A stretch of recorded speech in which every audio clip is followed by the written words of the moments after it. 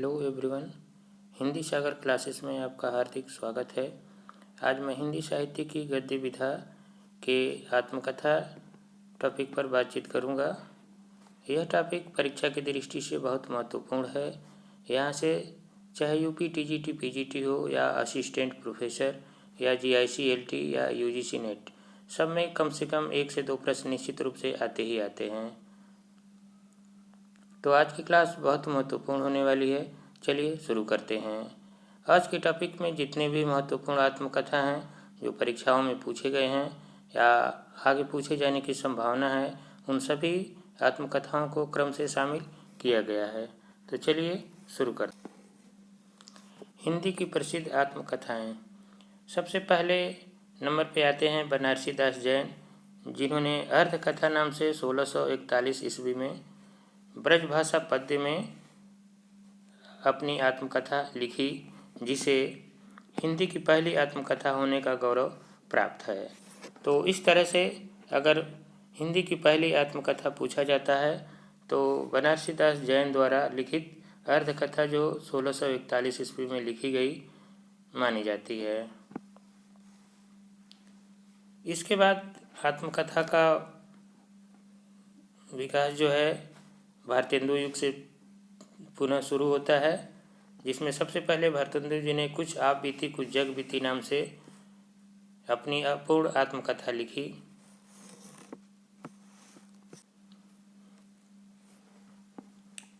इसी नाम से थोड़ा मिलता जुलता आप बीती जग बीती नाम से नरदेव शास्त्री ने 1957 ईस्वी में अपनी आत्मकथा लिखी। चूँकि ये बहुत बाद की आत्मकथा है, लेकिन भारतेंदु जी की आत्मकथा कुछ आप बीती कुछ जग बीती से थोड़ा नाम इसका मिलता जुलता है, इसलिए मैंने इसके पास रखा है, तो ये ध्यान रखेंगे। अगले नंबर पे आते हैं अंबिका दत्त व्यास, जिन्होंने निज वृत्तांत नाम से अपनी आत्मकथा लिखी। इसके बाद राधाचरण गोस्वामी, इन्होंने आत्मचरित नाम से अपनी आत्मकथा लिखी। स्वामी श्रद्धानंद, इन्होंने कल्याण मार्ग का पथिक नाम से अपनी आत्मकथा लिखी। इसके बाद आते हैं महावीर प्रसाद द्विवेदी। महावीर प्रसाद द्विवेदी ने मेरी जीवन रेखा नाम से सन 1900 ईस्वी में अपनी आत्मकथा लिखी। सत्यानंद अग्निहोत्री ने मुझ में देव जीवन का विकास नाम से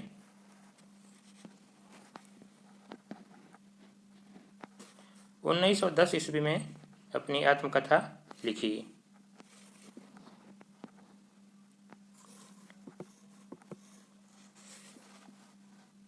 स्वामी दयानंद, इन्होंने जीवन चरित्र नाम से 1917 ईस्वी में अपनी आत्मकथा लिखी।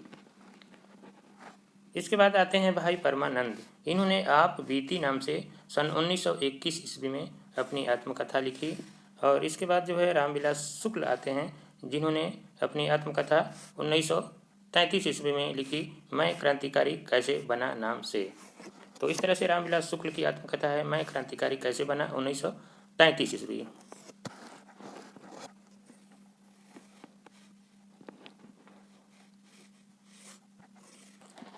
भवानी दयाल सन्यासी ने प्रवासी की कहानी नाम से सन 1939 ईस्वी में अपनी आत्मकथा लिखी, जो बहुत महत्वपूर्ण है।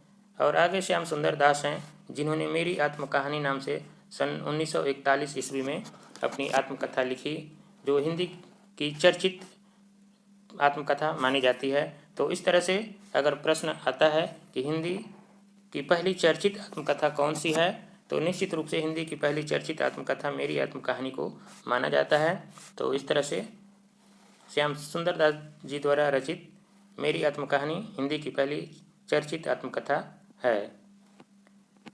अगले हैं राहुल सांस्कृत्यायन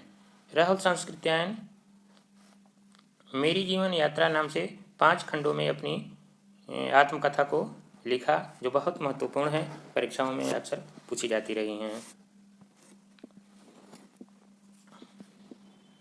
इसके बाद हैं हरिभाऊ उपाध्याय ने साधना के पथ पर जो 1946 ईस्वी में अपनी आत्मकथा लिखी, डॉक्टर राजेंद्र प्रसाद, इन्होंने आत्मकथा नाम से 1947 ईस्वी में अपनी आत्मकथा को लिखा।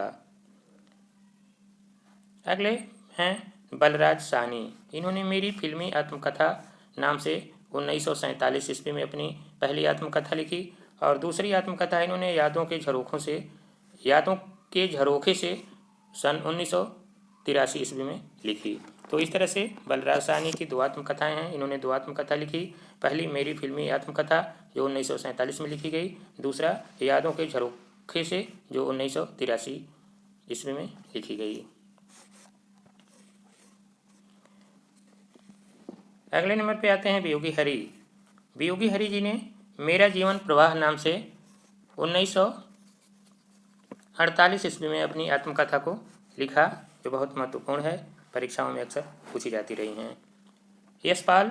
यशपाल एक बहुत महत्वपूर्ण लेखक हैं और इनकी जितनी भी रचनाएं हैं, चाहे जिस विधा की भी हों, अक्सर परीक्षाओं में पूछी जाती रही हैं। तो आत्मकथा पे बात करें तो यशपाल ने सिंहावलोकन नाम से अपनी 3 खंडों में आत्मकथा को लिखा। इनका पहला भाग जो है 1951 ईस्वी में और दूसरा 1952 में, तीसरा 1953 ईस्वी में प्रकाशित हुआ।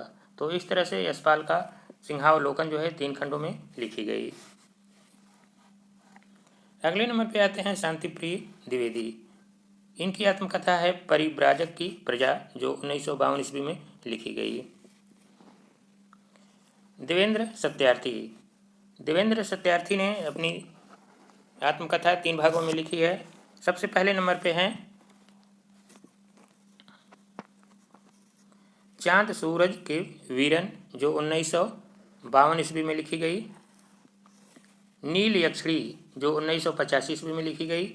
नाच मेरी बुलबुल, जो 1999 ईस्वी में लिखी गई। तो इस तरह से इनकी तीनों आत्मकथा जो है बहुत महत्वपूर्ण है, परीक्षाओं में अक्सर पूछी जाती रही हैं, आगे भी पूछी जाती रहेंगी। तो इस तरह से इनकी तीनों रचनाएं बहुत महत्वपूर्ण हैं, तीनों आत्मकथाओं को बिल्कुल ध्यान रखें। अगले नंबर पे आते हैं चतुरसेन शास्त्री। चतुरसेन शास्त्री ने यादों की परछाइयाँ नाम से 1956 ईस्वी में अपनी आत्मकथा लिखी।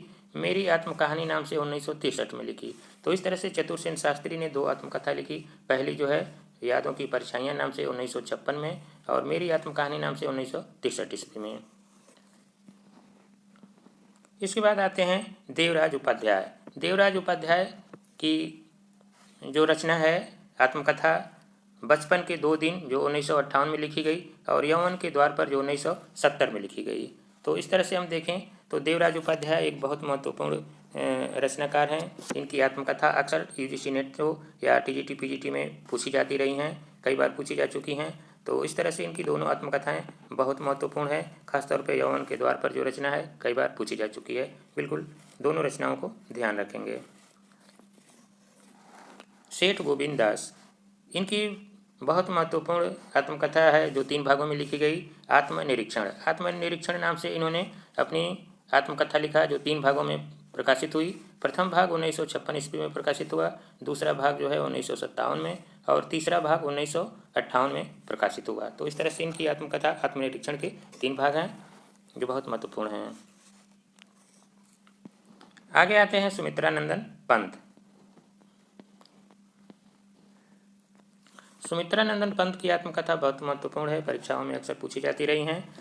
इन्होंने अपने 60 वर्ष पूरे होने पर 60 वर्ष एक रेखांकन नाम से अपनी आत्मकथा 1960 ईस्वी में लिखी,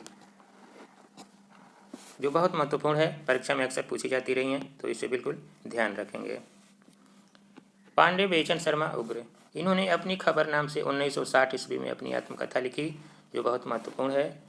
भुवनेश्वर प्रसाद मिश्र माधव, जिन्होंने जीवन के 4 अध्याय नाम से अपनी आत्मकथा लिखी है। पंडित गिरिधर शर्मा चतुर्वेदी, आत्मकथा और संस्मरण नाम से 1967 ईस्वी में अपनी आत्मकथा लिखा।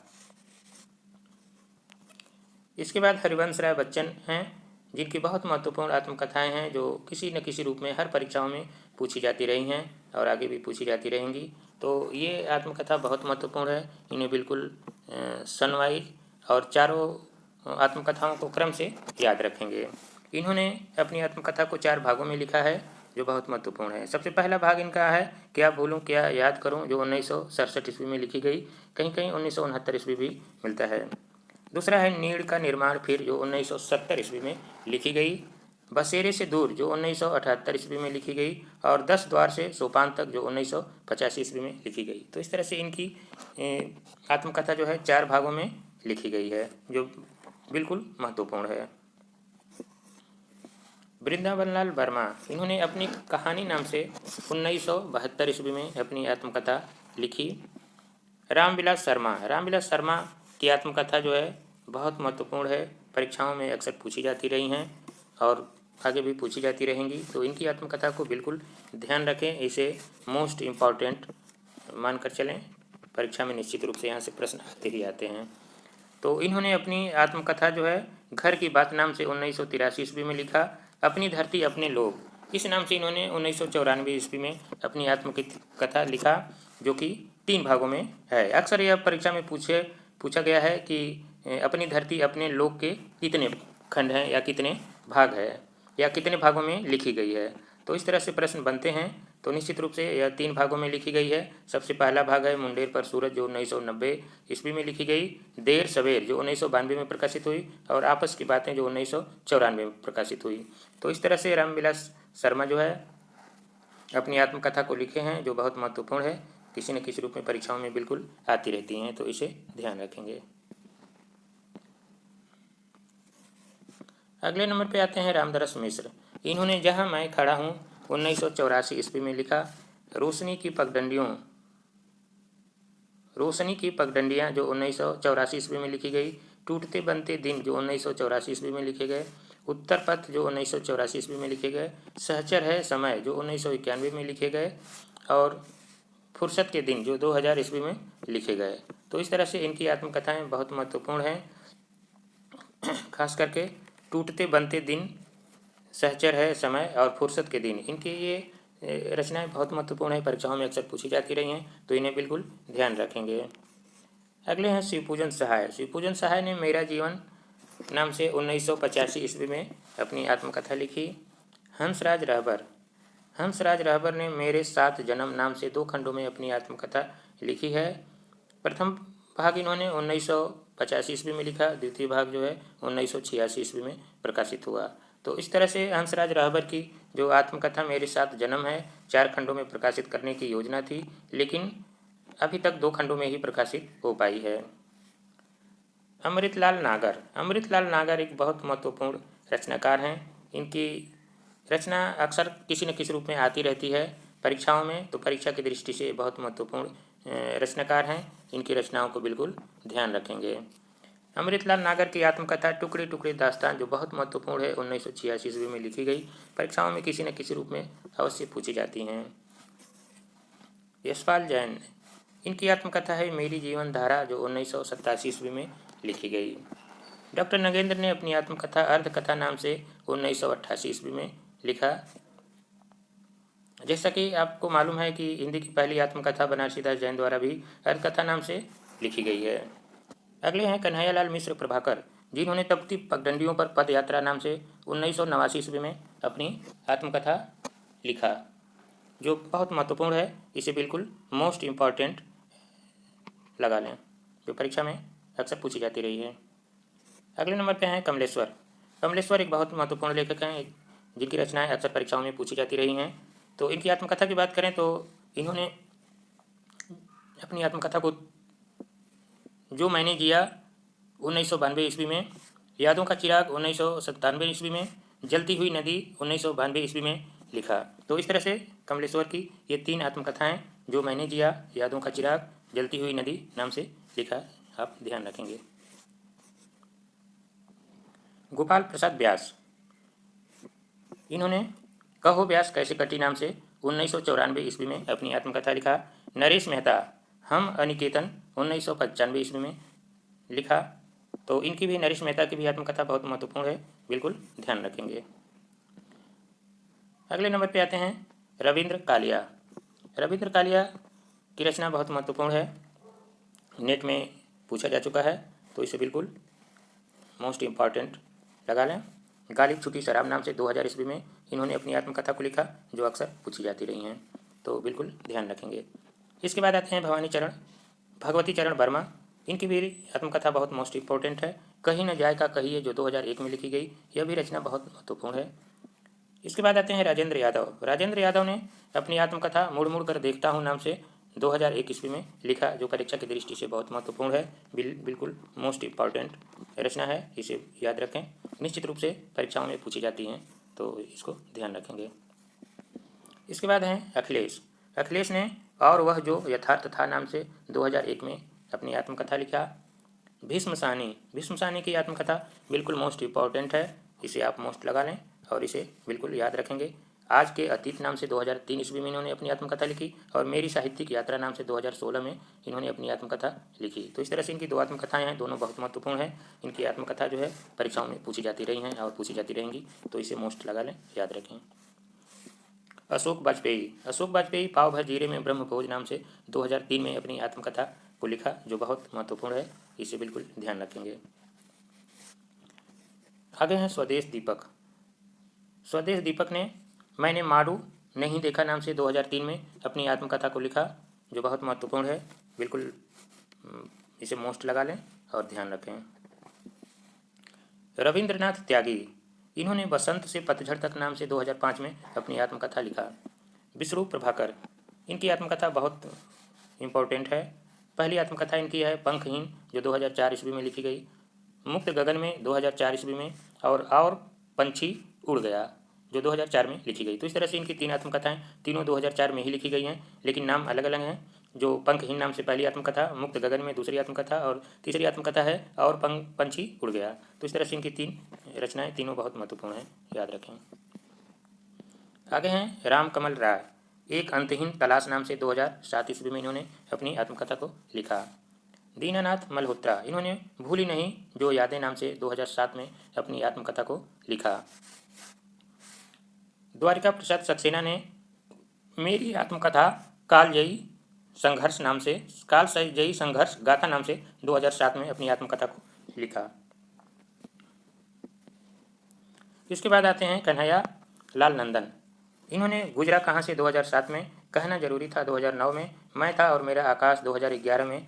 बहुत महत्वपूर्ण आत्मकथा इनकी है। जो तीन आत्मकथाएं इनकी हैं बिल्कुल परीक्षा में आती रहती हैं और आगे भी आने की संभावना है, तो इस तरह से इसे मोस्ट लगा लें और बिल्कुल याद रखेंगे। इनकी तीन आत्मकथाएं निश्चित रूप से परीक्षा में आती हैं। आगे हैं देवेश ठाकुर ने यूं ही जिया नाम से 2007 में अपनी आत्मकथा को लिखा। कृष्ण बिहारी, इन्होंने सागर के इस पार से उस पार तक जो 2008 में लिखी गई। हृदयेश, इन्होंने जोखिम नाम से 2009 में अपनी आत्मकथा को लिखा, जो बहुत महत्वपूर्ण है, ध्यान रखें। अगले हैं एकांत श्रीवास्तव। इन्होंने मेरे दिन मेरे वर्ष नाम से 2009 में अपनी आत्मकथा को लिखा। इस तरह से अगले नंबर पे आते हैं मिथिलेश्वर। इनकी जितने भी आत्मकथाएं हैं बहुत इम्पोर्टेंट हैं, जो परीक्षाओं में अक्सर पूछी जाती रही हैं और आगे भी पूछी जाती रहेंगी। तो इस तरह से इनकी आत्मकथा को बिल्कुल ध्यान रखें, परीक्षा में किसी न किसी रूप में आती रहती हैं, तो इसे मोस्ट लगा लें। इनकी पहली आत्मकथा है पानी बीच मीन प्यासी, जो 2010 में लिखी गई। और कहाँ तक कहें युगों की बात, जो 2012 में लिखी गई। जाग चेत कुछ करो उपाय नाम से 2015 में लिखी गई। तो इस तरह से इनकी तीन आत्मकथा तीनों बहुत महत्वपूर्ण है, परीक्षा की दृष्टि से बिल्कुल ध्यान रखें। आगे हैं मधुरेश ने आलोचक का आकाश नाम से 2012 में अपनी आत्मकथा को लिखा। इसके बाद आते हैं नरेंद्र मोहन ने कमभक्त निंदर नाम से 2013 में अपनी आत्मकथा को लिखा। इसके बाद डॉक्टर महीप सिंह आते हैं। डॉक्टर महीप सिंह ने कितनी धूप में कितनी बार नाम से 2012 में अपनी आत्मकथा लिखा, जो बहुत मोस्ट है, तो इसे मोस्ट लगा लें, बिल्कुल याद रखें, परीक्षा में निश्चित रूप से किसी न किसी रूप में आते रहते हैं। आगे हैं रमेश उपाध्याय। इन्होंने मेरा मुझ में कुछ नहीं नाम से 2013 में अपनी आत्मकथा लिखा। नरेंद्र कोहली एक बहुत महत्वपूर्ण लेखक हैं। इन्होंने आत्मस्वीकृति नाम से 2014 में अपनी आत्मकथा लिखी, जो बिल्कुल मोस्ट इम्पॉर्टेंट है, इसे ध्यान रखें। इसके बाद हैं हरदर्शन सहगल। इन्होंने डगर डगर पर मगर नाम से 2014 में अपनी आत्मकथा लिखी, जो बिल्कुल महत्वपूर्ण है। इसके बाद हैं विश्वनाथ प्रसाद तिवारी। इनकी भी आत्मकथा बहुत महत्वपूर्ण है, जो अस्थि और भवती नाम से 2014 में लिखी गई। तो इसे भी बिल्कुल ध्यान रखेंगे, परीक्षा की दृष्टि से बहुत महत्वपूर्ण है। एक तरह से मोस्ट इम्पॉर्टेंट इससे मानकर चलें, परीक्षा में अक्सर आती रहती हैं। आगे हैं नरेंद्र मोहन। इन्होंने क्या हाल सुनावा नाम से 2015 में अपनी आत्मकथा लिखी। धीरेन्द्र अस्थाना। इन्होंने जिंदगी क्या जिया नाम से 2017 में अपनी आत्मकथा को लिखा। तो इस तरह से आज हमने जितने भी हिंदी के शुरू से लेकर के 2017 तक जितने भी महत्वपूर्ण आत्मकथाएं हैं, सबको इस वीडियो में शामिल किया गया, जो परीक्षा की दृष्टि से बहुत महत्वपूर्ण है। इन्हें आप ध्यान से पढ़ें, याद करें, और परीक्षा में प्रश्न आता है तो निश्चित रूप से इससे बाहर नहीं जाएगा, इसके अंदर से ही पूछा जाएगा, इससे बाहर कोई प्रश्न नहीं जाएगा। तो इस तरह से आज की वीडियो कैसी लगी हमें कमेंट करके ज़रूर बताएं। अगर आज की हमारी वीडियो अच्छी लगी हो तो लाइक और सब्सक्राइब ज़रूर करें। पूरी वीडियो देखने के लिए बहुत बहुत धन्यवाद।